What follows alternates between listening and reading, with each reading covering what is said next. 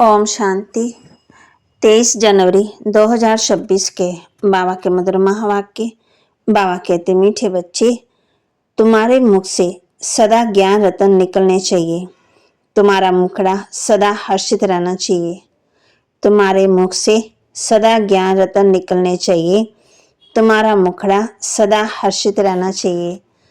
प्रश्न, जिन बच्चों ने ब्राह्मण जीवन में ज्ञान की धारणा की है, उनकी निशानी क्या होगी?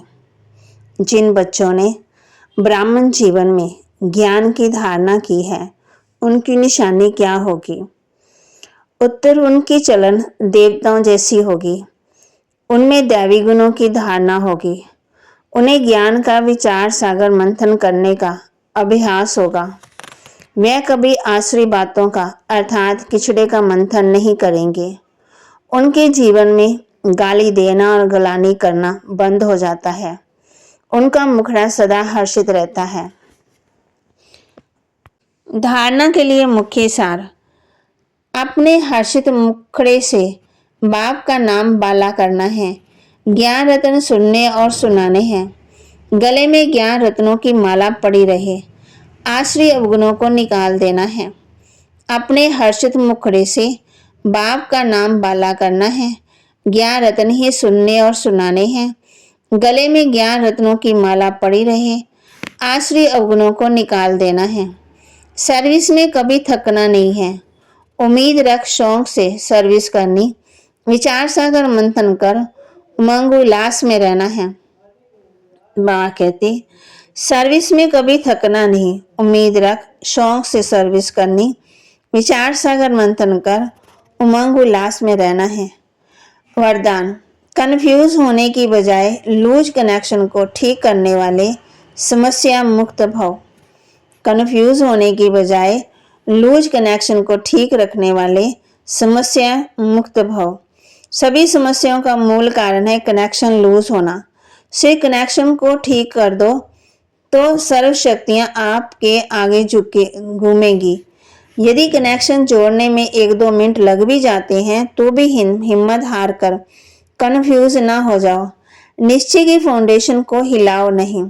मैं बाबा का, बाबा मेरा, इस आधार से फाउंडेशन को पक्का करो तो समस्या मुक्त बन जाएंगे। स्लोगन, बीज रूप अवस्था में स्थिर रहना है। यही पुराने संस्कारों को परिवर्तन करने की विधि है। बीज रूप अवस्था में स्थिर रहना है, स्थित रहना है। यही पुराने संस्कारों को परिवर्तन करने की विधि है। अव्यक्ति इशारे, इस अव्यक्ति मास में बंधन मुक्त रहे, जीवन मुक्त स्थिति का अनुभव करो। जब सेवा में वे अपने पुराने संस्कारों को परिवर्तन करने में सफलता नहीं मिलती तो कोई न कोई विघ्न के वश हो जाते हो। फिर उनसे मुक्त होने की इच्छा रखते हो, लेकिन बिना शक्ति के ये इच्छा पूर्ण नहीं हो सकती। इसलिए अलंकारी रूप बनो, शक्ति रूप धारण करो तो बंधन मुक्त बन जाएंगे। है बंधन मुक्त कैसे बनेंगे? जब सेवा में या अपने पुराने संस्कारों को परिवर्तन करने में सफलता नहीं मिलती तो कोई ना कोई विघ्न के वश हो जाते।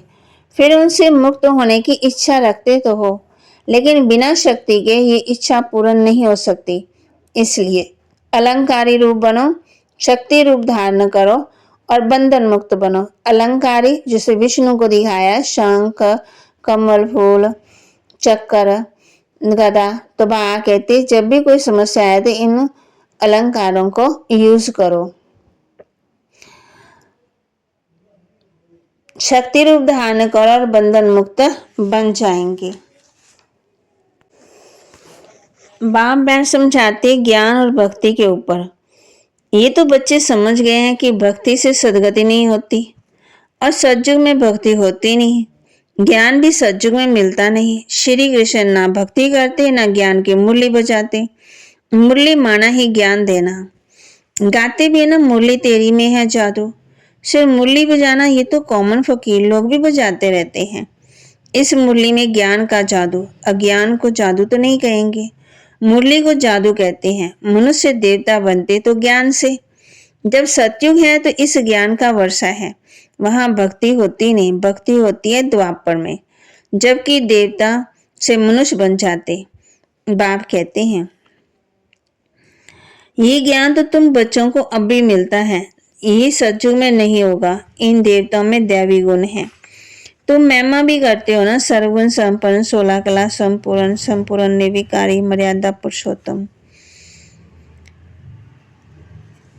तो बाबा के महावाक्य को लाइक करें, शेयर करें, सब्सक्राइब करें और अपने जीवन में जरूर जरूर धारण भी करें। ओम शांति।